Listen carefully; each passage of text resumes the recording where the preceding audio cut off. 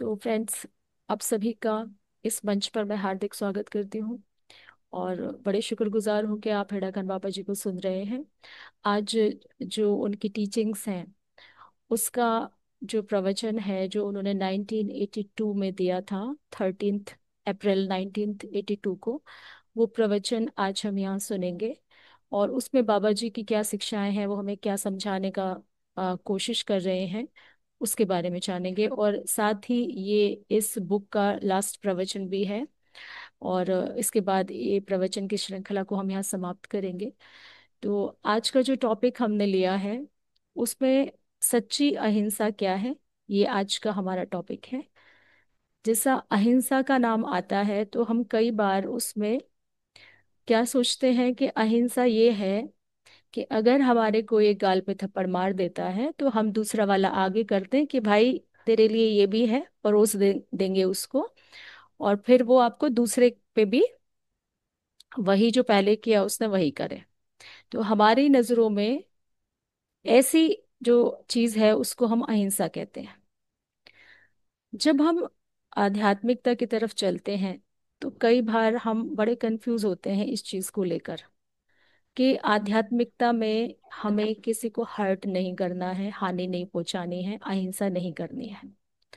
ये बात तो ठीक है, लेकिन ये इस बात का सिर्फ एक पहलू है। हम कभी दूसरे पहलू की तरफ नहीं जाते। अब इस टॉपिक को लेने से पहले हम थोड़ी सी भूमिका बनाने की कोशिश कर रहे हैं जिससे कि हमें समझ आए कि एक्चुअल में बाबा जी हमें क्या समझाना चाहते हैं। एक छोटी सी कहानी से मैं इस चीज की शुरुआत कर रही हूँ। हमने बहुत पुरानी एक कहानी साधु संन्यासियों की बड़ी सुनते हैं, तो उसमें हमने ये भी जरूर सुनी है कहानी कि एक जो साधु हैं वो गंगा जी में या किसी नदी में स्नान कर रहे होते हैं और जो एक बिच्छू होता है उनको हाथ पे डंक मार देता है। अब जो साधु हैं, हमें तो यही सिखाया गया ना कि हमें तो अहिंसा के साथ रहना है, हमें किसी जीव को कष्ट नहीं पहुंचाना, मारना नहीं है, क्योंकि उसको भी जीवन का अधिकार है। बिल्कुल सही बात है। तो अब ये जो पूरी कहानी है इसमें हमें जो बताया जाता है वो ये है कि साधु उसे बार बार हाथ से उंगली पे रख लेते हैं और जो बिच्छू है बार बार उसको डंक मार देता है। फिर डंक मारने की वजह से वो फिर पानी में गिरता है, साधु फिर हाथ पे उठाते हैं, वो फिर डंक मारता है। लेकिन यहाँ हमने ये भी देखा कि जो साधु हैं उन्होंने बिच्छू को मारा नहीं, और एक बार ऐसे ही डंक मारते हुए भी वो उसको वापस जमीन पे ले आते हैं और रख देते हैं। फिर हमें ये शिक्षा मिली इससे कि देखो, जो साधु है, साधु का जो स्वभाव है वो अहिंसावादी है, और जो बिच्छू है उसका तो स्वभाव ही डंक मारने का है। तो दोनों अपना अपना स्वभाव निभा रहे हैं। ये माना जा सकता है कि जो बिच्छू है उसका स्वभाव तो डंक मारने का है ही, लेकिन हम ये कैसे कह सकते हैं कि जो साधु है या कोई भी इंसान है उसका स्वभाव ये नहीं हो सकता कि वो अपनी भी आत्मरक्षा करे। अब जो आध्यात्म है वो पैराडॉक्स चलता है, जितना आप सीधा लेंगे उतना ही उल्टा चलता है, इसलिए समझना बड़ा मुश्किल होता है। अब ये कहानी अगर पलट जाती और थोड़ा सा जैसे कहते हैं हम कॉमन सेंस वाली बात कर लेते, तो जरूरी तो था नहीं कि साधु को जो बिच्छू है हाथ पे उठाना था। पास में कोई लकड़ी भी हो सकती थी, उस पे उनको रखा जाता, कोई पत्ता होता उस पे रख देते और फिर बाहर निकाल लेते, मतलब तो निकालने से था, है ना। तो अब हम यहाँ पे ये जो स्टोरी है इसके माध्यम से समझने का प्रयास कर रहे हैं। और फिर बाबा जी का लेंगे कि उन्होंने क्या प्रवचन में कहा कि हिंसा क्या हुई और अहिंसा क्या हुई। पहली बात, आपको जो विवेक दिया गया है उससे इस कहानी का भी परीक्षण कीजिए, और इसके जैसी जो अनेकों कहानियां हमें सुनाई जाती हैं उनका भी परीक्षण कीजिए कि क्या वास्तविकता एक ही तरह से हो सकती है, क्या किसी काम को अलग अलग आदमी कई तरीकों से नहीं कर सकते, कर सकते हैं, और उनका रिजल्ट उससे बेटर निकल सकता है। तो यहाँ जो सच्ची अहिंसा की बात है उसमें बाबा जी ने क्या कहा अपने प्रवचन के दौरान, कि मैं इस अहिंसा के पक्ष में नहीं हूं जिस अहिंसा की आप बात करते हैं। आज का जो व्यक्ति है, जो उसका खून है वो पानी बन चुका है, वो क्या करता है, हर चीज को सहता है और फिर नाम दे देता है मैं अहिंसावादी हूं, मैं कोई गलत कार्य नहीं करना चाहता, मैं किसी को नुकसान नहीं पहुंचाना चाहता। और इस चक्कर में कई बार नुकसान सबसे ज्यादा उसको पहुंच रहा होता है और वो फिर भी सहता रहता है, सहता रहता है। और एक दिन ऐसी अवस्था में आ जाता है कि सहते सहते अपने जो अस्तित्व है, जो अपना साहस है, अपनी वीरता है, जो उसके हृदय के गुण हैं, उनको ही भूल जाता है और कायर बन जाता है। अहिंसा सहते सहते कब कायर बन जाता है, खुद भी नहीं जानता। तो ये जो कहानियां हमें, जैसे कहते हैं, कुछ चीजें हमारे जीवन में हैं जो छाप छोड़ती हैं, जिन कहानियों से हम सीखते आए हैं कि हमेशा गलत नहीं होता है, कि आप किसी के ऊपर अगर हाथ उठाते हो तो ये हमेशा गलत नहीं होता है। कैसे, उदाहरण से ही हम इसे समझ सकते हैं कि कैसे ऐसे होता है। चलो, आपने एक बार अपना गाल आगे कर दिया, दूसरी बार कर दिया, तीसरी बार कर दिया, कब तक करेंगे? अगर दूसरा व्यक्ति इस इंटेंशन से आया है कि उसको तो आपको मारना ही है, तो क्या आप अपनी रक्षा नहीं करेंगे? तो यहाँ बाबा जी कहते हैं कि मानव देह जो है बड़ी मुश्किल से मिलती है। मनुष्य में मैं साहस को जगाना चाहता हूं, जो साहस उसका खो चुका है। जो उसने अपने खून का पानी बना लिया है ना, उसको मैं खून ही बना रखना चाहता हूँ। और दोबारा कहते हैं कि मैं उसके अंदर शक्ति भरना चाहता हूँ, इसीलिए बार बार कर्मयोग की बात करता हूँ। तो यहाँ हमें ये समझना पड़ेगा कि जो अहिंसा है कब दिखानी चाहिए और कब दिखाने की जरूरत नहीं है। उसमें भी कई चीजें हमें देखनी पड़ती हैं, हमें आंख बंद करके हर चीज पे भरोसा नहीं करना है। स्थिति कैसी है उस व्यक्ति की, दूसरा व्यक्ति जो उसके साथ ऐसा कार्य कर रहा है वो कैसा है, क्या वो करना ही ये चाहता है? अगर आप उसको बार बार माफ करते हैं तो आपको खुद ये समझना पड़ेगा कि मैं आप इसको कितना छूट दूं, कितना इसके लिए मैं एक पुल बांधूं कि उससे आगे ये ना बढ़ सके। एक फॉर एग्जाम्पल के तौर पे बात करते हैं। हमने कहा हमें जीव पे दया करनी चाहिए, बिल्कुल ठीक है। लेकिन यदि वही जीव, आप जानते हैं कि ये जीव मुझे काट सकता है, डस सकता है, तो आप उससे बच के निकलेंगे? ये तो आपके हाथ में है। तो बाबा जी ने कहा कि इस विवेक का भी आपको इस्तेमाल करना है, किसी की भी बातों में ऐसे बहकावे में नहीं आइए, क्योंकि आपके पास बुद्धि भी है, आपके पास विवेक भी है। ये हर आदमी की क्षमता अलग अलग होती है, हर एक का स्वभाव अलग होता है। उदाहरण देखिए, भगवान के कई अवतार हैं। राम जी का अगर मर्यादा पुरुषोत्तम का अवतार है, तो जो राम जी कार्य करते हैं वो कृष्ण उस समय नहीं कर सकते हैं। और जो कृष्ण कर रहे हैं अगर राम इस जगह करते हैं तो मर्यादा भंग हो जाती है। तो दोनों का अस्तित्व अलग है, दोनों का स्वभाव अलग है, दोनों की जो कर्म भूमि है अलग है। तो जब हम एक चीज को पकड़ लेते हैं और सभी पे एक ही लेबल लगा देते हैं, वो गलत है। अगर मैं समझा पा रही हूं, तो बात यही है कि हमें हर एक चीज को अपने नजरिए से देखना होता है कि हम कैसे समझते हैं। जो मैं समझती हूँ जरूरी नहीं आप वो समझें। आपका तर्क अलग हो सकता है, आपके तर्क में भी सत्यता हो सकती है। तो ये किस पे डिपेंड करता है कि उस समय आपने किन किन चीजों को उसके अंदर शामिल किया और फिर आपने कोई निष्कर्ष निकाला। अब यहाँ एक और बात, अहिंसा के नाम पे क्या होता है, जैसे हम दूसरे तरीके से समझें। जैसे कोबरा है या सांप ले लीजिए, अब हमें पता है कि ये जो है काटेगा ही। तो ऐसे ही प्रवृत्ति के कुछ लोग भी होते हैं जो जहरीले होते हैं, जो विषैले होते हैं, या जिन्हें हम कहें नेगेटिविटी से भरे हुए होते हैं। हमारे चारों तरफ हर तरह के लोग होते हैं। जब आप जानते हैं कि ये मुझे काटेगा ही, तो इस केस में बाबा जी का कहना है कि ऐसे लोगों से आप प्रेम तो करें, लेकिन थोड़ा डिस्टेंस से प्रेम करें। क्योंकि अगर आप कोबरा के बिल्कुल पास जाके उसको प्रेम करने लगेंगे तो डस लेगा आपको। तो इसलिए आप अपना धर्म भी ना चूकें, आप उसको प्रेम भेज रहे हैं, थोड़ा डिस्टेंस से भेजिए। तो ये लोगों के ऊपर बात लागू होती है कि आप यहाँ अहिंसा का भी पक्ष ले रहे हैं, किसी को हिंसा भी नहीं पहुंचा रहे हैं, लेकिन आप अपना भी तो ख्याल रख रहे हैं। जानबूझ के उस आग में आपको नहीं कूदना है जिसे आप जानते हैं कि ये मुझे जला देगी। तो कई तरीके से ये बात बताने का प्रयास उन्होंने किया। आगे उन्होंने कहा कि जो हमारा खाली टाइम है, हमें खाली टाइम पे एक तो व्यर्थ बात नहीं करनी चाहिए। जो हम लोग गॉसिपिंग करते हैं, बहुत सारी इधर उधर की बातें करते हैं, व्यर्थ की बात ना करें। कम से कम बोलें, अपनी ऊर्जा को सेव करें। और जब आपको कुछ कहना है तो कम बातों में अधिक कहने का प्रयास करें। ये एक आर्ट है, इसको ऐसे नहीं सीखा जाता है। जैसे गीता का एक श्लोक है, तो गीता के एक श्लोक के ऊपर लोगों ने टीकाएं कर दी, बड़ी बड़ी बुक्स जो है उसके ऊपर लिख दी, सिर्फ एक श्लोक के ऊपर। तो एक चीज में से कितने अर्थ निकाले जा सकते हैं, हमको कुछ इस तरीके से बोलना चाहिए। और जब आपके पास खाली टाइम है तो उस टाइम को बिल्कुल आप गवाएं ना। उसमें आप कुछ अपने पसंद का काम करें। जैसे कि कुछ भी, किसी को म्यूजिक सुनना पसंद है, डांस करना पसंद है, कोई आर्ट पेंटिंग करना पसंद है, और भजन कीर्तन करना पसंद है, ईश्वर का नाम हमेशा जपते रहें, अपने समय का एक भी क्षण आप व्यर्थ ना करें। तो ये बाबा जी ने यहाँ कहा। आगे उन्होंने कहा कि जो मानव का रक्त है वो पानी बन गया है, क्योंकि आप बड़े बड़े अत्याचारों को सहते हैं और कहते हैं हम अहिंसावादी हैं।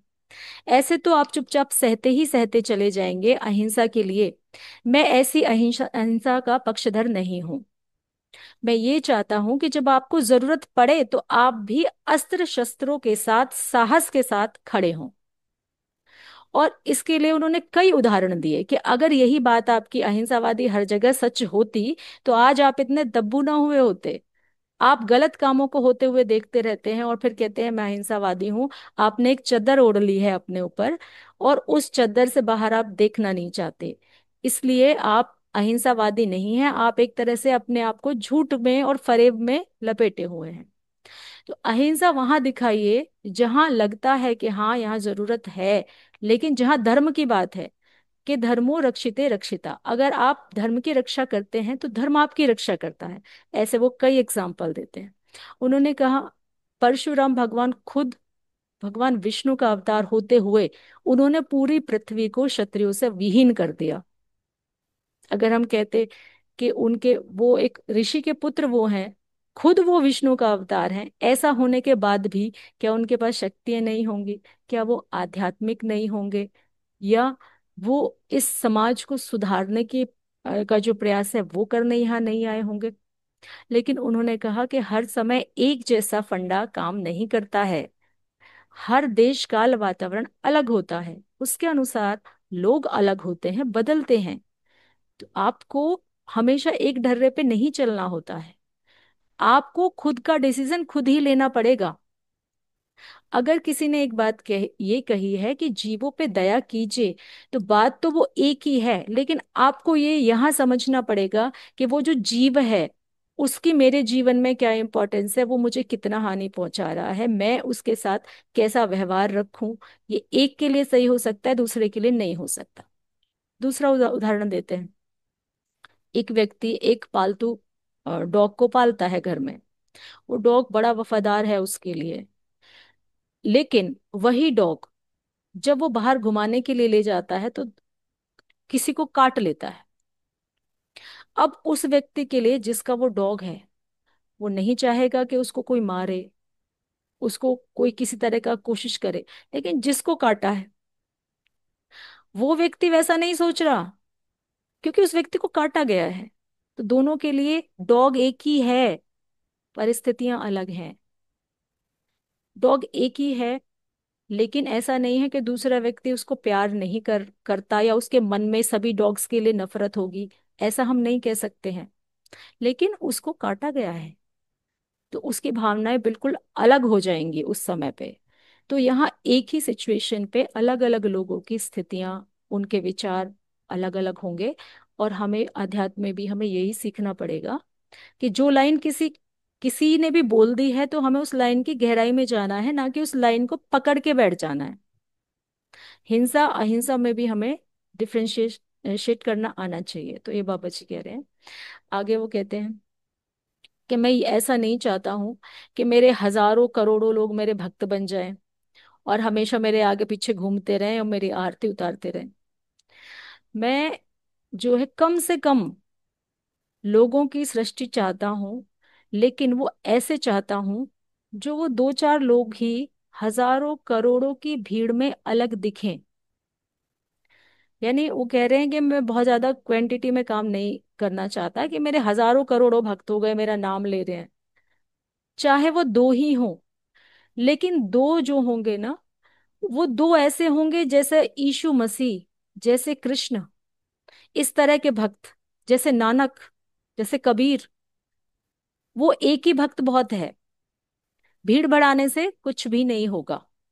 इसलिए बाबा जी ने कहा कि एक सच्चा भक्त पूरे संसार को बदलने का सामर्थ्य रखता है। अब सच्चा भक्त कौन हुआ? सच्चा भक्त वो है जिसने कि ये जो सारा आध्यात्मिक ज्ञान बाबा जी ने दिया है, इसको अपने अंदर आत्म साक्षात्कार किया है, उस रास्ते पे वो चल रहा है। तो एक ऐसा भक्त सारी कायनात को बदल सकता है। इसीलिए बाबा जी ने कहा कि मैं कभी विदेश तक नहीं पहुंचा, ना ही मैं इस आश्रम से कहीं ज्यादा बाहर घूमने जाता हूँ।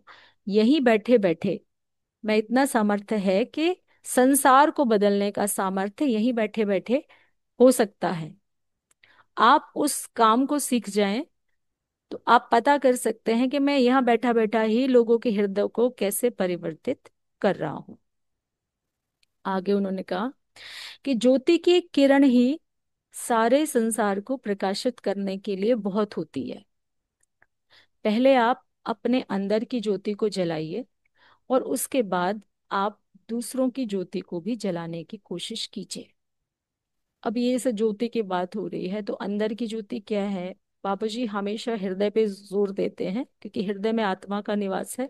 उसमें जब ज्योति जलेगी तो हमारा जो पूरा ब्रह्मांड है भीतर का, हमारे शरीर के भीतर का ब्रह्मांड, वो जागृत होगा। और एक जागृत व्यक्ति से जो भी मिलता है वो खुद अनुभव कर लेता है कि इस व्यक्ति के साथ कुछ अलग है, यहाँ बैठने से मुझे अलग फील हो रही है, एक शांति मिल रही है, एक अच्छा सुखद एहसास हो रहा है। बाबा जी ने कहा कि खुद की ज्योति जलानी है पहले। बहुत ज्यादा भागो मत, क्योंकि जब कुछ अंदर ऐसा घटित हो रहा होता है तो आपको एक शांति की जरूरत होती है। क्योंकि एक जो बीज होता है वो अंधेरे में ही पनपता है, उसको शांति चाहिए होती है, अंधकार चाहिए होता है। तो जब आपकी आत्मा जागृत हो रही होती है तो उसको भी शांति चाहिए होती है, आराम चाहिए होता है। क्योंकि आपका शरीर और आपकी आत्मा दोनों यहाँ एक तरीके से अपनी अपनी तरफ खींच रहे होते हैं। और वो जो व्यक्ति है जो खींच रहा है दोनों तरफ, उस व्यक्ति को कुछ समझ नहीं आता है ऐसी स्थिति में कि मैं क्या करूं, क्योंकि वो ना तो जागृत है। हो जब हो जाएगा तो उस स्थिति का ज्ञान हो जाएगा। लेकिन अभी वो ऐसी स्थिति में है, ना इधर है ना उधर है, बीच में है, लटका हुआ है। बाबा जी ने कहा कि कभी भी आप देखें, जब गर्भ में एक शिशु होता है, 9 महीने बाद शिशु जन्म लेता है, लेकिन जब गर्भ के अंदर वो रहता है तो वहां पूरा अंधकार है। उस अंधकार में वो पनप रहा है, उस शांति में वो पनप रहा है, और वहां तरह तरह का यातनाएं भी कुछ सह रहा है। लेकिन जब वो धीरे धीरे ग्रो करेगा तो एक दिन वो पूरे रूप से डेवलप हो जाएगा और इस संसार में आ जाएगा। तो इसी तरीके से आपकी जो आत्मा है, उसको पनपने के लिए भी आपको वैसा ही माहौल, वैसा ही समय देने की जरूरत पड़ती है। और इस चीज को हम अच्छे से कभी कभी समझ भी पाते हैं, कभी कभी नहीं समझ पाते। इसीलिए ये ज्ञान जो है, इस ज्ञान को बाबा जी ने हमें दिया है। आगे वो कह रहे हैं कि दीपक जलने से जो है अंधकार का नाश हो जाता है। इसीलिए अपने भीतर के दीपक को जलाइए। अगर एक चिंगारी भी आपने जला ली तो वो रोशनी कर देगी। आगे इसी प्रवचन के दौरान बाबा जी ने कहा कि देखिए, जो कलयुग का मानव होगा ना, अंत में उन्होंने अपनी भविष्यवाणी में कई बार ऐसे जिक्र किए हैं इन चीजों के, और बार बार जब प्रवचन देते थे उसके बीच बीच में ये बोलते रहते थे। तो उन्होंने कहा कि जो कलयुग का मानव होगा उसमें आर्थिक मूल्यों का प्रभाव ज्यादा होगा और आध्यात्मिक जीवन का उसके पास अभाव होगा। अब ये बोला कि आर्थिक मूल्य क्या है? आर्थिक मूल्य का मतलब है मनी से, जैसे पैसे के पीछे ज्यादा भागेगा। और जो स्पिरिचुअल कॉन्सेप्ट है या भक्ति है, भावना है, इनका सिर्फ दिखावा तो करेगा, लेकिन बहुत कम चुनिंदा लोग होंगे जो आध्यात्मिकता को अपनाएंगे। ऐसा उन्होंने इस समय के लिए कहा। आगे उन्होंने कहा, इस काल में अधिक मात्रा में भौतिक विनाश, परिवर्तन और मृत्यु होगी। जो सत्य हृदय से प्रभु का पूजन करेंगे, उनका निरंतर जप करेंगे, और इस जो ये बाह्य जगत की जो वास्तविकता है वो जिसको समझ जाएंगे, वही लोग जीवित रहेंगे। और तभी केवल ईश्वर का ध्यान करने वाली आध्यात्मिक जनता से ही एक नई सृष्टि की रचना होगी। अब ये प्रवचन के बीच में बाबा जी ने कहा, पहली बात थोड़ा सा और समझ लेते हैं कि धन जो है, लोग पैसा कमाने की होड़ में रहेंगे, जैसा हम देख भी रहे हैं ऐसा ही हो रहा है, कोई नई बात नहीं है। ऑफिस टाइम वाला आदमी जो है 5 बजे सुबह अगर 9 बजे भी जा रहा है तो रात को 7 बजे, 10 बजे, 11 बजे अपने घर आता है, तो वो क्या स्पिरिचुअल काम कर लेगा? वो अपने बच्चों को भी देख ले, वो बहुत बड़ी बात है। अपने परिवार के लोगों से बात कर ले सही से, वो बहुत बड़ी बात है। तो ये तो बिल्कुल सभी के सामने है कि ऐसा ही है। परिवार छोटे होते चले जाएंगे तो परिवार छोटे हो ही रहे हैं, क्योंकि दो लोगों के ऊपर जिम्मेदारी होती है पूरे परिवार की। अब या उनमें भी क्या है, अगर हस्बैंड वाइफ दोनों वर्किंग हैं तो बच्चों को आया पाल रही है। तो हमने अपने समाज को ऐसा बनाया कि एक्चुअल में जो काम बिल्कुल हमारे पर्सनल थे, उन बिल्कुल पर्सनल कामों को हमने दूसरों को सौंप दिया। आप नहीं मानते हैं इस बात को तो जरा अप्लाई कीजिए। जो खाना हम खाते हैं, सबसे पर्सनल नीड खाना, अपने बच्चों की देखभाल करना, अपने रिश्तों को निभाना, ये सबसे पर्सनल एक व्यक्ति के काम होते हैं। लेकिन आज वही काम हमने दूसरों को सौंप दिए। खाना बनाना, खाना बनाना इंटेंशन अच्छी होनी चाहिए। अब अगर हमारी मेड खाना बना रही है, वो 10 घरों में खाना बना के आ रही है, वो तो फ्रस्ट्रेशन से वैसे ही जूझ रही है, वो सारा आपके खाने में डाल देगी, और फिर आप खाना खाइएगा, और फिर आप मूड खराब, मूड स्विंग हो जाना, मन में उतार चढ़ाव, ये नेचुरल है ही। और इस लोगों को स्पिरिचुअल, इस चीज को स्पिरिचुअल लोग जो हैं बहुत अच्छे से समझते हैं, क्योंकि फील करते हैं वो।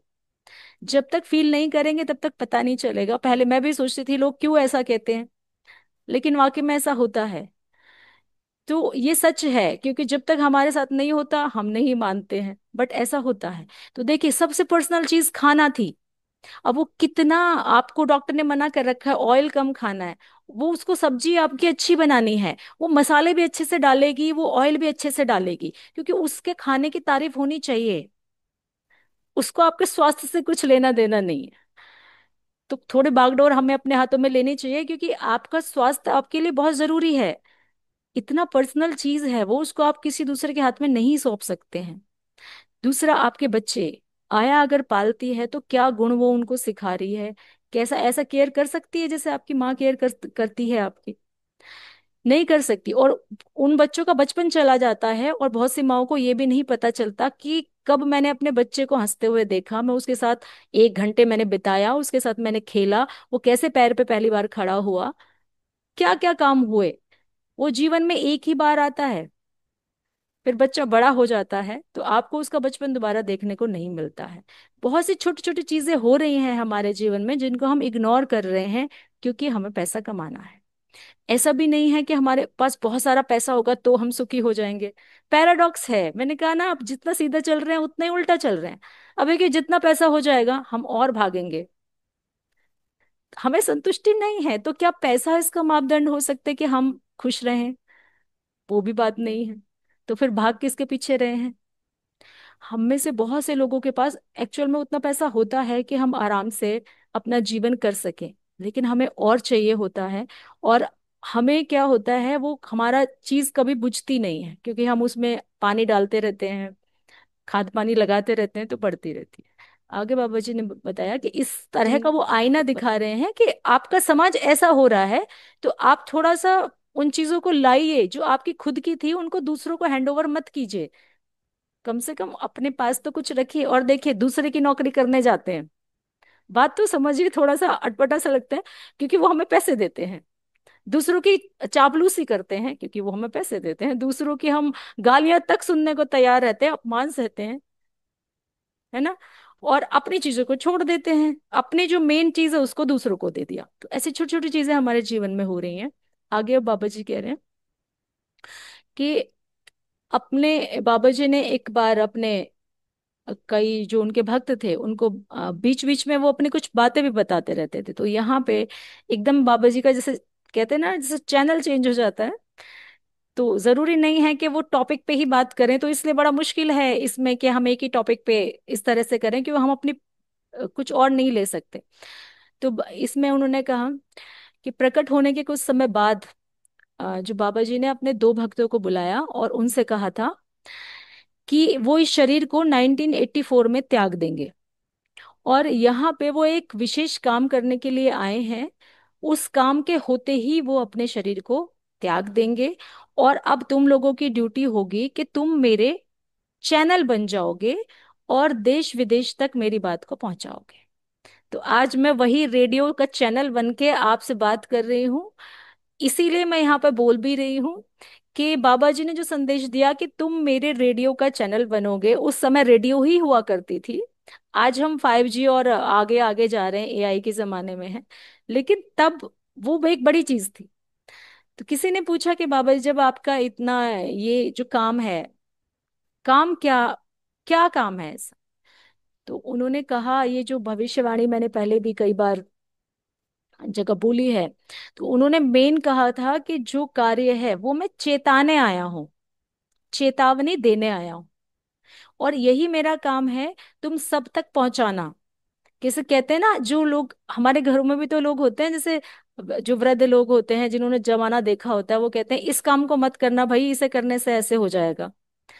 अब वो कहते हैं हमने तो अपनी बात बोल दी, अब तू माने ना माने, ऐसे भी तो हो जाता है।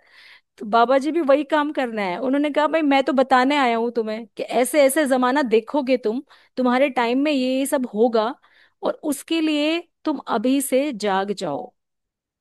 तो जो मेन चीजें बताई हैं, मैं दोबारा से बार बार रिपीट करने की कोशिश कर रही हूँ, क्योंकि जब तक हम चीजों को कई बार रिपीट कर देते हैं ना कहीं जाके बस जाती है, आपके भी कहीं बस जाएगी। सत्य, सरलता, प्रेम, तीन चीजों को जीवन में अपना लीजिए। बड़ा सिंपल सा संदेश बाबा जी का है। सत्य, सरलता, प्रेम, सरल रहने की कोशिश कीजिए। ये जो सरल चीज है ना, ये बड़ी अच्छी है। देखिए, सरल रहेंगे, जो है जैसा है ठीक है, दिखा दिया भाई, है ऐसा ही है, हम तो ऐसे ही हैं।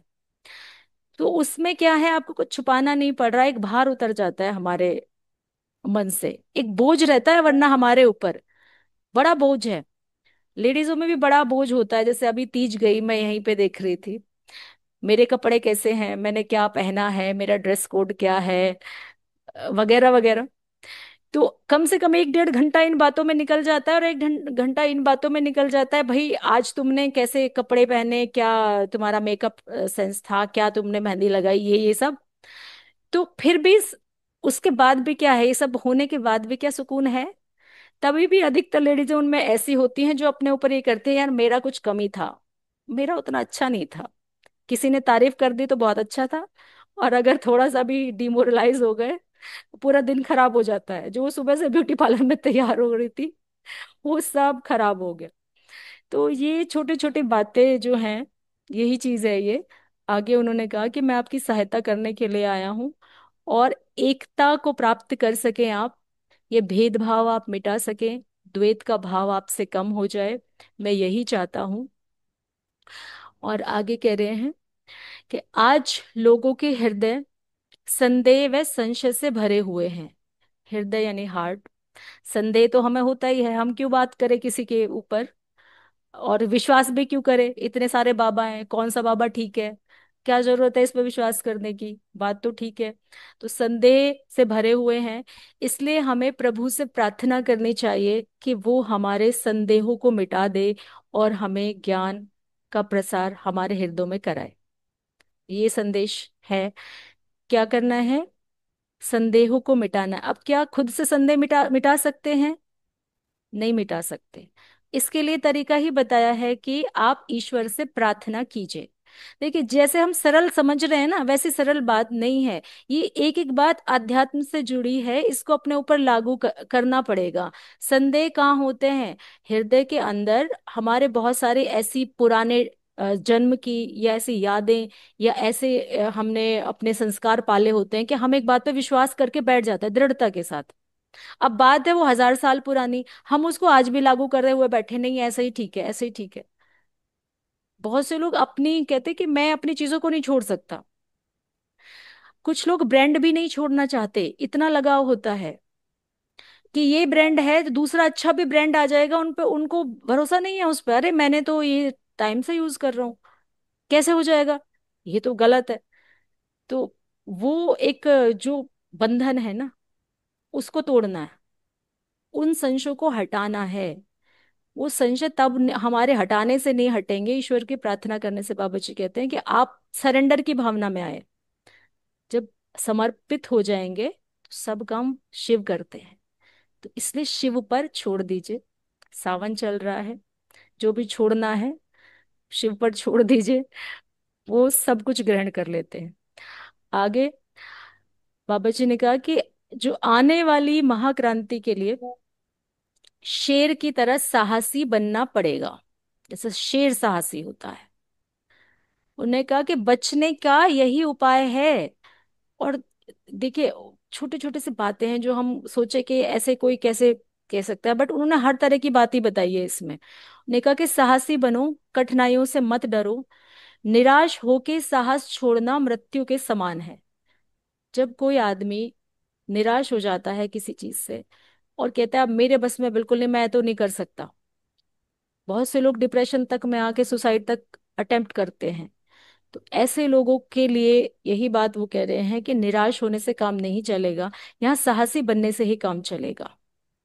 क्योंकि ऐसे समय आ सकता है आपकी लाइफ में, वहां आपको एक धैर्य की परीक्षा होती है। वहां शांत भाव से बस देखिए, जैसे समुद्र में ज्वार भाटा उठता है, तो उस समय सिर्फ देखिए शांत भाव से, जो हमारे उतार चढ़ाव हमारे जीवन में आ रहे हैं, जो इससे पार हो जाता है, फिर वो आत्मा के एक नेक्स्ट लेवल पर चला जाता है। तो इसमें क्या है कि कुछ ये चीजें हमें आएंगी ही और आती ही हैं, तो इससे आप घबराए ना, डटकर शेर की तरह सामना करें।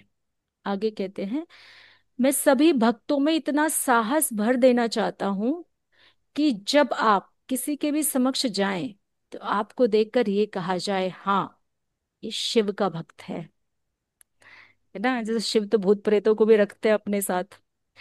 तो इस तरीके से बाबा जी बताते हैं कि साहसी बनना है, वीर बनना है, और ये सब क्वालिटी आपके हार्ट की क्वालिटी है। तो अगर सारा मैं इसका निचोड़ निकालूं ना, तो हर बार मुझे यही समझ आती है कि बाबा जी आपके हार्ट को जगाने के लिए कह रहे हैं, जहां आत्मा निवास कर रही है उसको जगाइए, उसको खोलिए, उसको जगाइए। क्योंकि वो एक, ये जो सारे चक्र हैं उनका सेंटर भी है। कहते हैं कि अगर हार्ट खुल जाता है तो हार्ट की ऊर्जा फिर आपके आगे चक्र को भी खोल देगी, आपके नीचे के चक्रों को भी खोल देती है। तो इसीलिए वो सेंटर पे काम करने की बात कर रहे हैं। आगे कहते हैं, बाबा जी अपने आप को महाप्रभु कह के संबोधित करते थे। अपने आप को वो खुद ही बोलते थे कि देखो महाप्रभु बोल रहे हैं।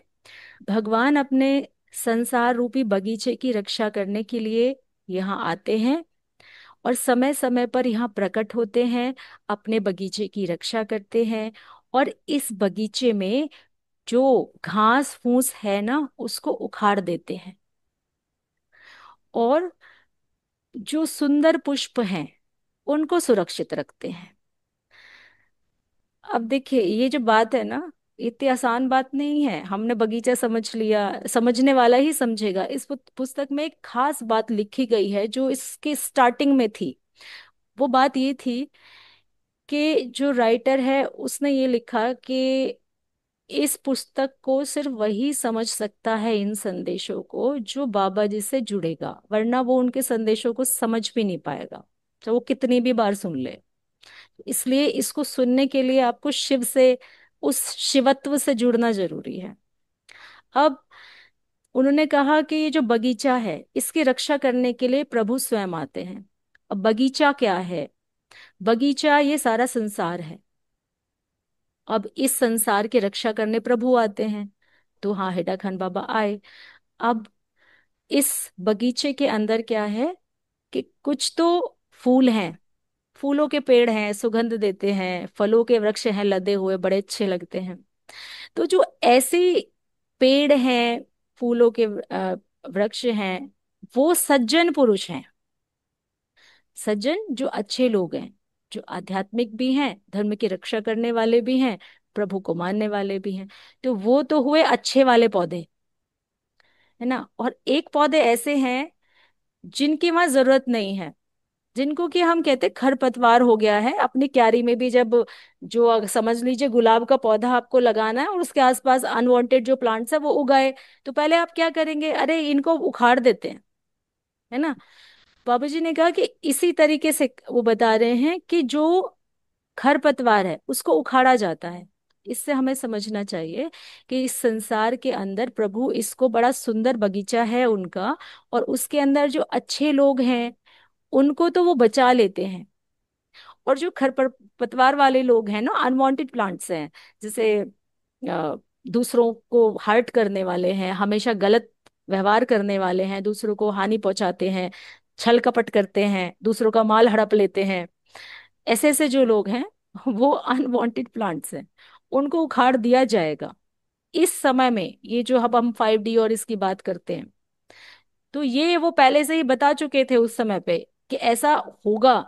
जो इसलिए प्रभु क्या काम कर रहे हैं, उनका पूरा एक टीम काम करती है। तो वो जो पूरी टीम है वो यही काम करती है कि बार बार सृष्टि को कैसे बनाना है। तो इस बार कहते हैं कि इस बार की सृष्टि का जो निर्माण है वो शिव ने अपने हाथों में लिया है, तो भोले बाबा निर्माण करेंगे। और भोले बाबा की एक विशेष बात है कि वो ना दानवों में फर्क करते हैं और ना देवताओं में, क्योंकि एक ऐसे वो ही भगवान है जिनकी आराधना जो है असंख्य दैत्यों ने भी करी है। जो दानव लोग हैं उन्होंने बहुत पूजा पाठ की है, उनसे वरदान ले लिए हैं तरह तरह के भोलेनाथ से, और फिर उन वरदानों का जो उन्होंने उत्पाद मचाया पूरे विश्व में, उसकी रक्षा के लिए फिर नारायण को अवतार लेना पड़ा कि भगवान भोलेनाथ तो किसी को भी वर दे देते हैं। अब फिर उसको हराने के लिए, दैत्य को हराने के लिए बाकी के जो देवता लोग हैं उनको अपना पूरा पॉलिसी तैयार करनी पड़ती है कि अब इसको कैसे मारा जाए। जैसे हिरण्यकश्यप का एग्जाम्पल था, अब उसने ऐसा वरदान मांग लिया था कि ना मेरे को रात में मारा जाए, ना दिन में मारा जाए, ना स्त्री मारे ना पुरुष मारे, ना कोई दानव मारे ना दैत्य मारे, ना संध्या में ना उजाले में मरू ना अंधेरे में मरू। अब इतनी सारी जो बातें हो गई तो वरदान तो मिल गया, लेकिन अब मारा कैसे जाएगा। इसके लिए फिर उन्होंने पूरी प्लानिंग करी, और फिर विष्णु जी आए कि भाई पृथ्वी को बचाना था। तो भोलेनाथ तो दे देते हैं अपना, सभी को वरदान दे देते हैं, इसीलिए उनको भोले बाबा कहा जाता है। लेकिन फिर सृष्टि की रक्षा के लिए जो पालन करता है उसकी जिम्मेदारी किसको दी गई है, विष्णु जी को। तो वो फिर करते हैं इस तरीके, कभी वो मोहिनी रूप बना लेते हैं ने, कई बार उन्होंने मोहिनी रूप से भी बनाया है। अब हम लोग सोचने लगे उन्होंने तो मोहिनी रूप बना के लोगों को छल छल लिया, है ना, छलावा ही तो है एक तरीके से। लेकिन यहाँ ये जो रूप है वो सिर्फ धर्म की स्थापना के लिए है। तो सही रहस्य की बात वही आ जाती है कि हिंसा अहिंसा में डिफरेंस हमें धर्म के परिप्रेक्ष्य में होके देखना पड़ेगा आगे। और छोटे से बात बाबा जी कह रहे हैं, मेहनत करना, कर्म करना मनुष्य का पहला कर्तव्य है। यानी आप मेहनत कीजिए, अगर हाथ पैर ये सब दे रखे हैं तो कुछ जो भी थोड़ा बहुत काम हमसे हो सकता है वो कीजिए, क्योंकि वो करने से क्या होगा कि ये एक्टिव रहेंगे। ये काम भी ना, काम हाथ भी काम करना भूल जाते हैं अगर आप उनसे कुछ काम ना ले तो कहते हैं हमेशा कुछ ना कुछ आपको मेहनत करते रहना चाहिए। आलसी जो व्यक्ति होता है एक मृतक के समान होता है, मरे हुए के समान है, ऐसा वो कह रहे हैं। ऐसा मनुष्य प्रभु को भी पसंद नहीं है, आलसी मनुष्य प्रभु को पसंद नहीं है। प्रत्येक व्यक्ति को चुस्त व फुर्तीला होना चाहिए। वो फिटनेस पे भी जोर देते हैं, फिट रहने के लिए कहते हैं। जो कर्मठ है वो ही जिंदा कहे जा सकते हैं। वो कहते हैं कि जो कर्मठ है, काम करते हुए दिखाई दे रहा, तो मैं समझता हूँ वो जिंदा है। और जो आराम से अपना सो रहे हैं, कुछ काम मिलना कुछ भी नहीं करते हैं, वो मृतक के समान है।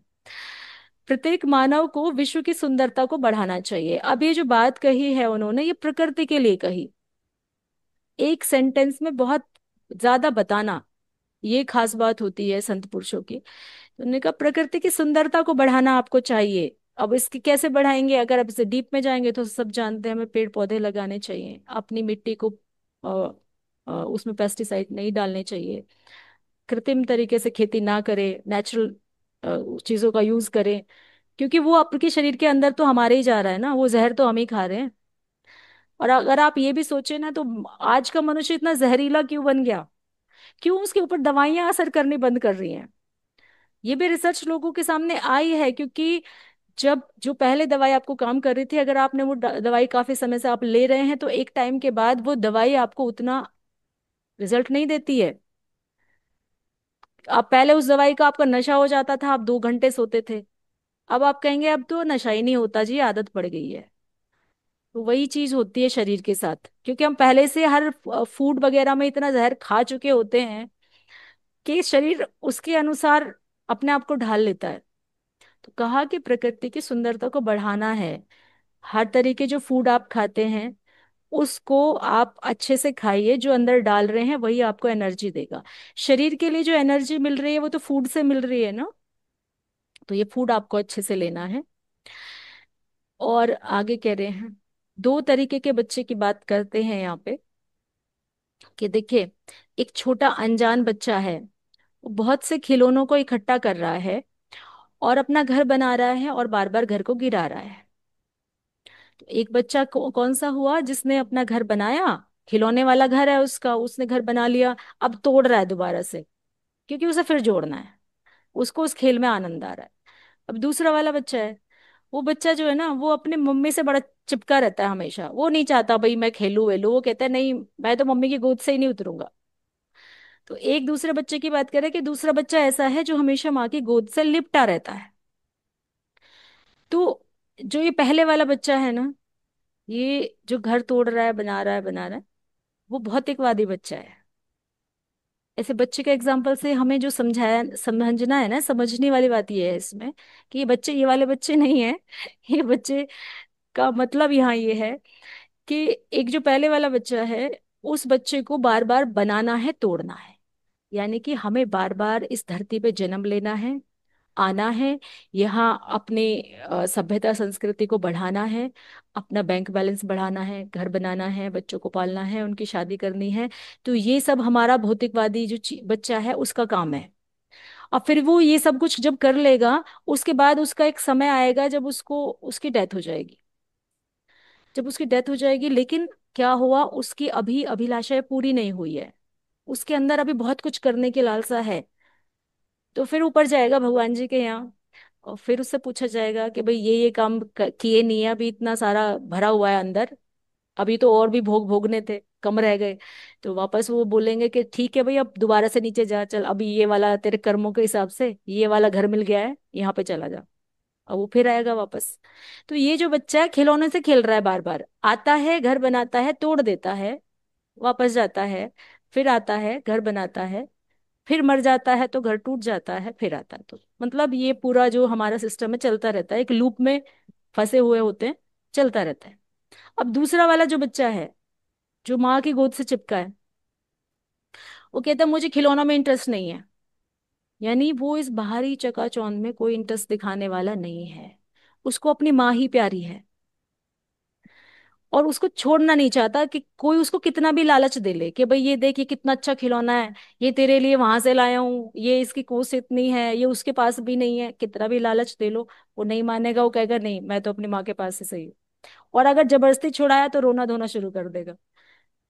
तो भोले बाबा ने कहा कि मुझे ऐसे ही बच्चे पसंद हैं, जो कि माँ की गोदी से ही चिपके रहते हैं, और वो ही मेरे सच्चे भक्त हैं, क्योंकि वो इस जन्म मरण के चक्कर से एक दिन जरूर छूट जाएंगे, क्योंकि वो मुझसे चिपके हुए हैं, क्योंकि ईश्वर ही तो माँ है, ईश्वर ही तो बाप है, तो उससे चिपके हुए हैं। तो इसलिए बाबा जी ने छोटे से एग्जाम्पल दिया।